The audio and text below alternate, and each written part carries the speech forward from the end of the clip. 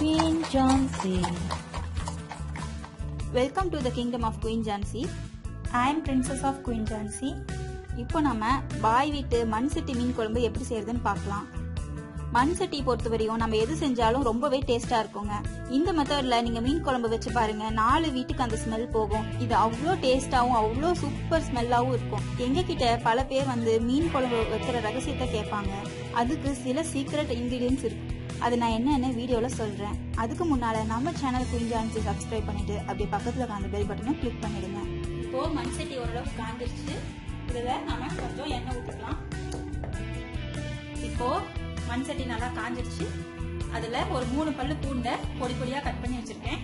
இதுல போட்டுக்கலாம். போட்டு இது ஓரளவுக்கு வணக்கணும். கொஞ்சம் ப்ரௌன் அந்த மாதிரி கலருக்கு இது வந்துடும். அடுத்தது நம்ம ஒரு கை சின்ன வெங்காயத்தை இதுல போட்டுடலாம். இதையும் நம்ம வந்து ஓரளவுக்கு நல்லா வணக்கணும். அடுத்தது மீடியம் சைஸ் 2 பெரிய வெங்காயத்தை பொடி பொடியா கட் பண்ணி வச்சிருக்கேன். இதுல அதையும் போட்டுக்கலாம். போட்டு எல்லாத்தையும் நல்லா கொஞ்ச நேரம் வணக்கிக்கலாம். ஒரு 3 தக்காளி இதையும் நம்ம கட் பண்ணி இது கூடயே நம்ம வந்து போட்டுடணும். வெங்காயம் ஓரளவுக்கு வணங்கிடணும். அதுக்கப்புறமா தான் நம்ம கட் பண்ணி வச்சிருக்க தக்காளியை ஆட் பண்ணணும். தக்காளியும் நம்ம இன்னும் கொஞ்ச நேரம் வணக்கணும்.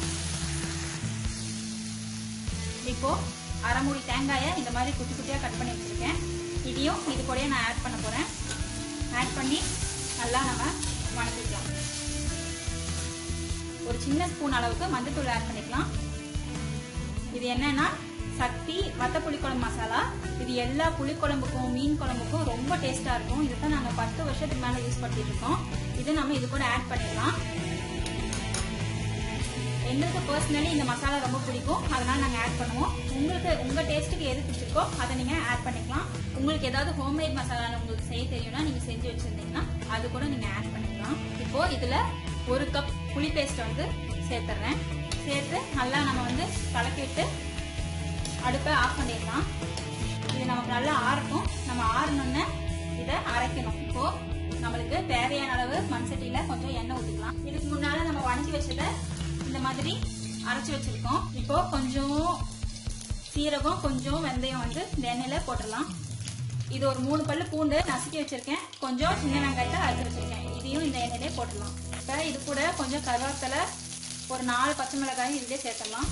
சேர்த்து இந்த மாதிரி நல்லா கலக்கி விட்டு கருவேப்பிலை ஓரளவுக்கு பொரியட்டும். இப்போ அடுத்ததாக நம்ம அரைச்சி வச்சிருக்கோம்ல, வணக்கினதை அரைச்சி வச்சிருக்கிறத இந்த சட்டியில ஊற்றிடலாம்.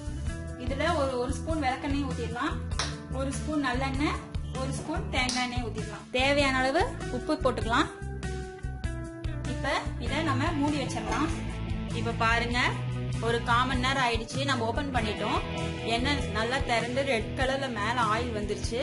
இப்போ நம்ம மீன் இதுல போட்டுடலாம்.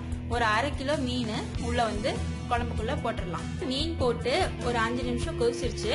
இதுல கொஞ்சம் மல்லி இலை போட்டு நம்ம ஆஃப் பண்ணிட வேண்டியதுதான். ரொம்பவே டேஸ்டான பாய் வீட்டு மீன் குழம்பு ரெடி ஆயிடுச்சு. இந்த மெத்தட்ல நீங்க ட்ரை பண்ணி பாருங்க. கண்டிப்பா ரொம்ப டேஸ்டா இருக்கும். ட்ரை பண்ணிட்டு எப்படி இருந்துச்சுன்னு கமெண்ட்ல சொல்லுங்க. இந்த வீடியோ உங்களுக்கு பிடிச்சிருந்துச்சுன்னா லைக் பண்ணுங்க, உங்க ஃப்ரெண்ட்ஸ் கூட ஷேர் பண்ணுங்க. அப்படியே மறக்காம நம்ம சேனல் குயின் ஜான்சியை சப்ஸ்கிரைப் பண்ணுங்க.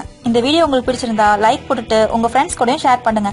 குயின் ஜான்சியின் ராஜாங்கத்துக்கு வருகை தந்ததற்கு மிக்க நன்றி. Please like, share and subscribe.